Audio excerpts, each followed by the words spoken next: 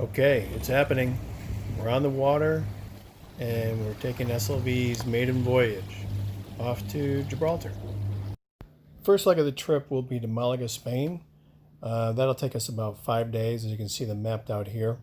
Non-stop on the water, motor sailing, essentially, unless we get some good wind. Then I'll step off and Luis will export to Gibraltar, which is about a day away, and then come back and pick me up.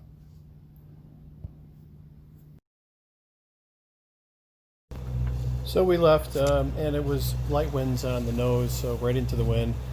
So we put the sail up just to add a little stability, but it really was just motoring along all day, no pure sailing. It was a bit controversial leaving, by the way. We had to get permission from the French port. They're on a lockdown, so you're not allowed to go pleasure sailing. But since I had a professional skipper, they said okay, and we called him the night before. When we left in the morning, early in the morning, we didn't really call in because we did the night before. We thought we heard some French officials trying to call us back, but we just kind of kept going. So day one continued on to the Gulf of Leon. Later in the day we saw some squalls in the distance, nothing major. The wind's pretty mild. Again, we're just motoring into it.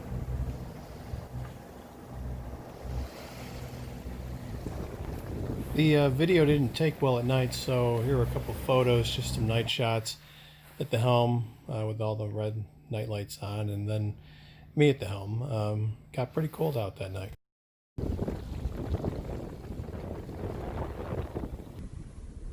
And as you can see on the left, we're moving at about 5 or 6 knots into 12.8 knots directly on the nose into the wind.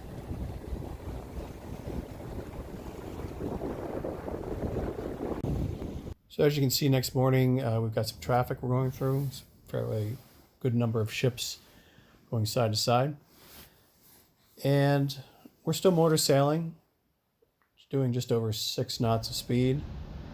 And the apparent wind is off starboard on a close haul at about 5 to 6 knots as well.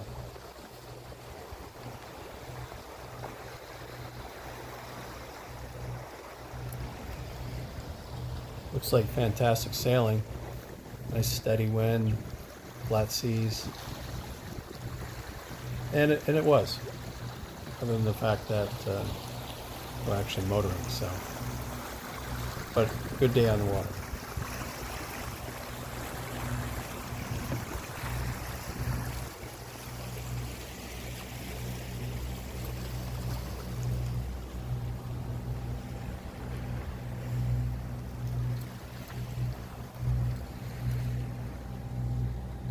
Okay, morning day 3, and we're making good progress. And you see there's quite a bit of traffic out there.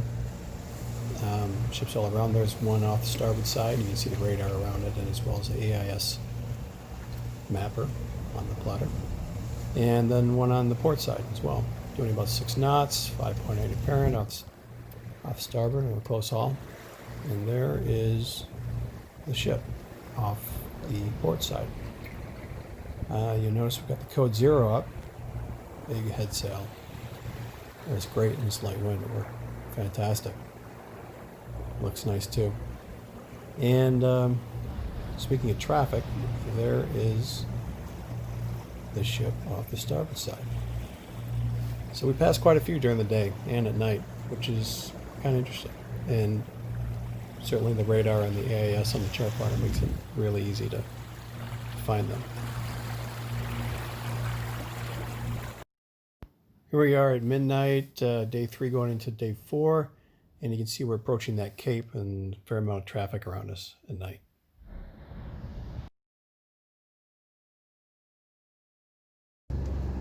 So now the winds are really picking up. Here we are, day 4 in the morning, and I'm looking through the forward berth and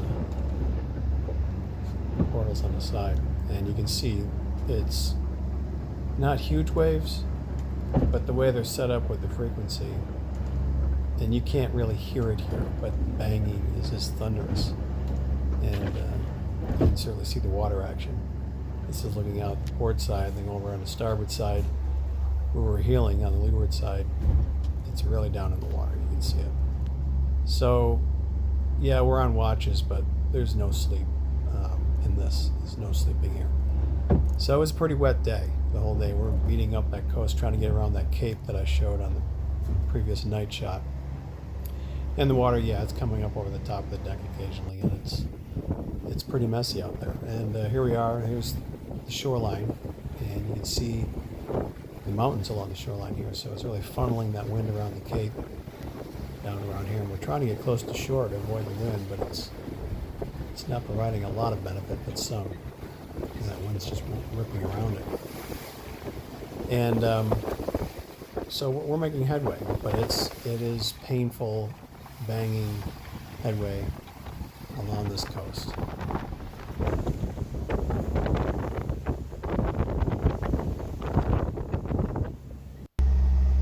And so here we are, still trying to get around that cape, going about 6 knots, which is great, motoring. And the wind you see now is off the port side, because we're going towards land, trying to get out of that wind. On the coast there, as you can see, we're pointing inwards, not aiming around, pointing up. And you can see here how much we're getting doused. It's coming up over the deck and running down the side decks, and so it was a pretty wet day.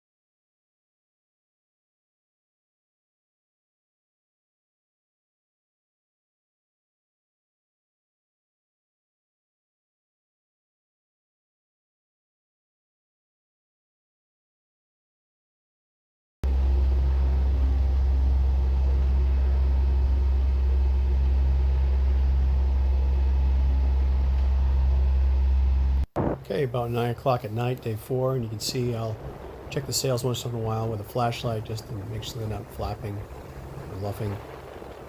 Sometimes it's hard to tell with all the noise. But yeah, just check them out once in a while with the flashlight.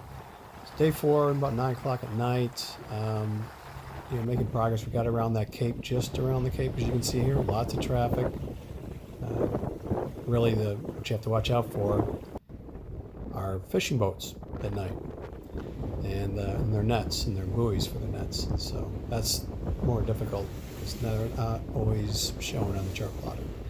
So on day 5, here we are, and you can see it's still going into that water, and that's coming up over the bow, so it's a pretty wet sailing, beating into the wind.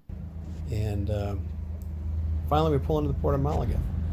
So didn't get any approach shots, but you can see here Luis, the captain, speaking with the local representative, is getting the export papers together for us so he can take it to Gibraltar. But who pulls up next to him is the local police. So I have no idea what they're saying. It's all in Spanish and 20 feet away, so I'm just laying low here recording it, trying not to look too obvious. And just hoping this all works through. We had to move around there a bit. This port was actually closed. We just came in anyway because we called ahead to that guy there, the guy with the mask.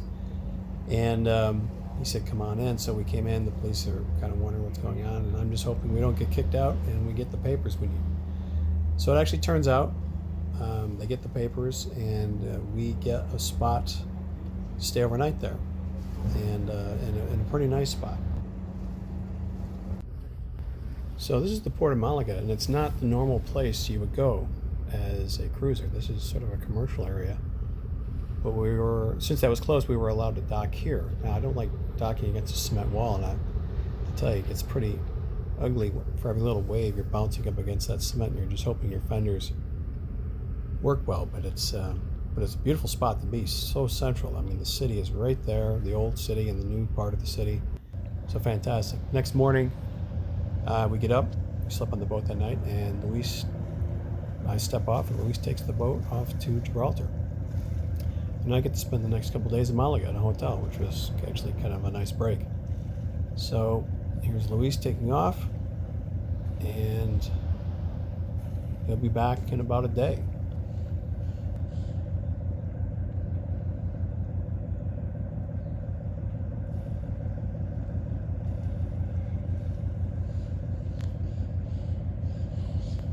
bear with me here, as I normally don't get a chance to look at the boat without me on it, so I get a nice perspective here. By the way, you might be asking why I'm not going to Gibraltar, and that's because of the COVID lockdown for the EU. I can certainly leave the EU, but they might not let me back in. So I didn't want to chance that, so I stayed here while Luis made the trip.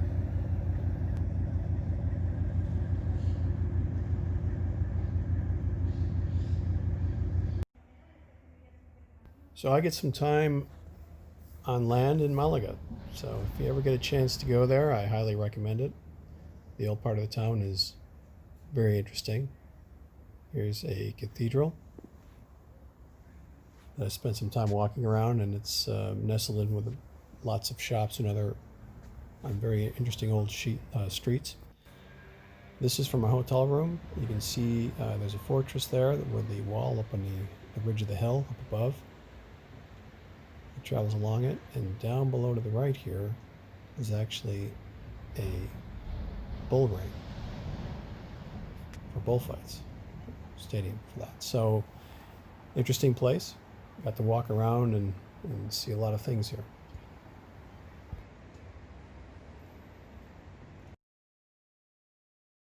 So here's that bull ring during the day, and a few other shots of Malaga just to share with you while I was here over the next few days.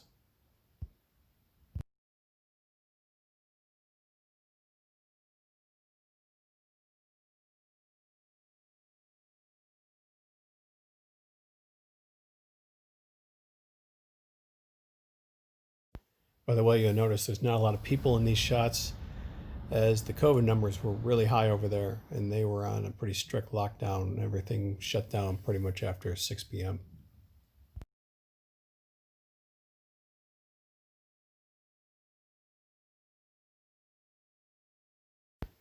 So, ended up in Port Almerimar, which is about a day's sail from Malaga.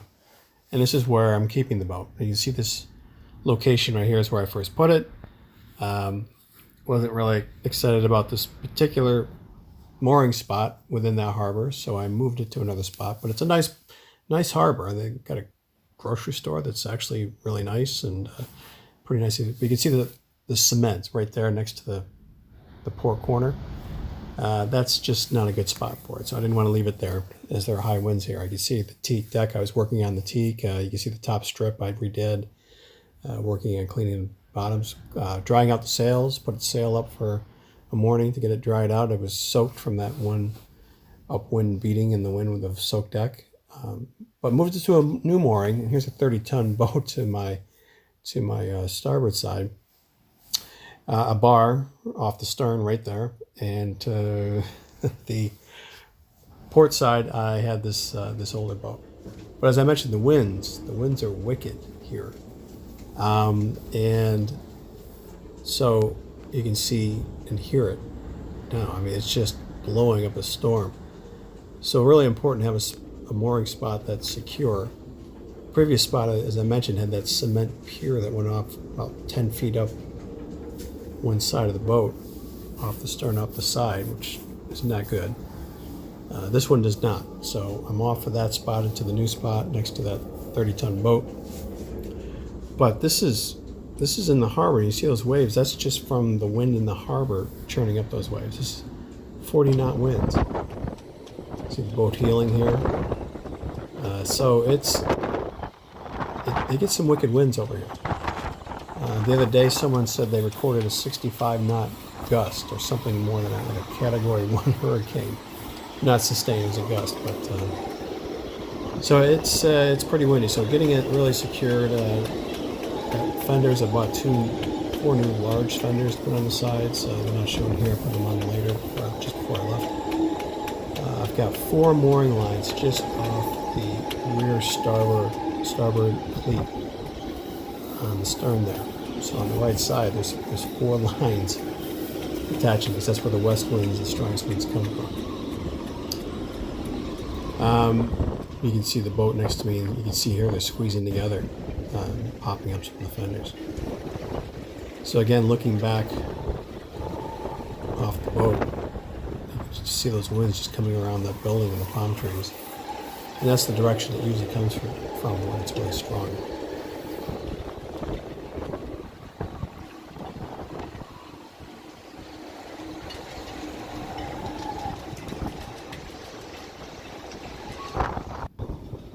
So here, just showing those are the 4 lines. One's doubled up on the far left, and 2 other lines running. Of course, lines on that side as well.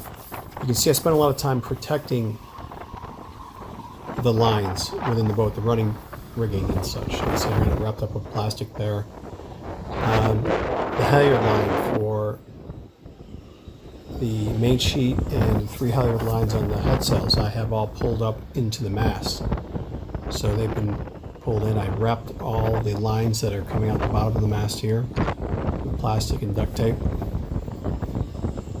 Again, the halyard line. So I've got a dummy halyard line here, just a pull line that goes up and attaches to 3 other real halyard lines that are protected in the mast now. So this one's just sort of sacrificial, holding the other ones so I can pull them back down when I come back. Same with the mainsail in the back. I have sort of a sacrificial line going up there. Because everything here apparently is just caked with salt with those 40-knot winds. And here's recorded sustained 40-knot winds right here. That wasn't just a gust. Oh yeah, and I shaved off the beard. Well, that's it. Hope you enjoyed it. Hope everyone has a great holiday. Merry Christmas, Happy Holidays, have a great New Year. I'm going to be out of COVID lockdown here in a few days and plan on enjoying my time at home with family and friends. See you guys. Bye.